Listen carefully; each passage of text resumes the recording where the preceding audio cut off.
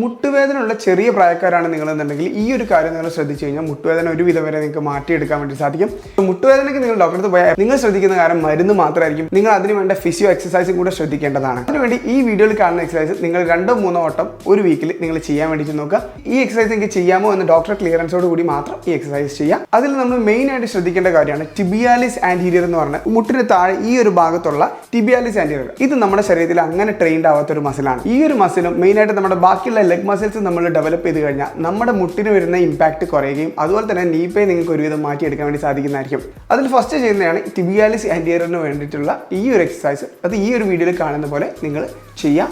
രണ്ടാമത്തെ എക്സസൈസ്, നിങ്ങൾ ജിമ്മിൽ പോകുന്ന ആളാണെന്നുണ്ടെങ്കിൽ ഫ്രണ്ട് തൈ മസിൽസിന് വേണ്ടിയിട്ട് ഫ്രണ്ട് എക്സ്റ്റൻഷൻ ചെയ്യുക, അല്ല എന്നുണ്ടെങ്കിൽ ഫ്രണ്ട് സ്ക്വാട്ട്. മൂന്നാമത്തെ എക്സസൈസ് ആണ് ബാക്ക് തൈ മസിൽസിനുള്ള ലെഗ് കേൾ മെഷീൻ. വീട്ടിലാണ് എന്നുണ്ടെങ്കിൽ ഇതുപോലെ റൊമേനിയൻ ഡെഡ് ലിഫ്റ്റ് ടെമ്പിൾ വെച്ചോ ബാർബിൾ വെച്ചോ നിങ്ങൾക്ക് ചെയ്യാവുന്നതാണ്. ഇത്ര കാര്യങ്ങൾ നിങ്ങൾ ചെയ്ത് നോക്കിക്കഴിഞ്ഞാൽ നിങ്ങൾക്ക് ഒരുവിധം മുട്ടുവേദനകൾ മാറ്റിയെടുക്കാൻ വേണ്ടി സാധിക്കും.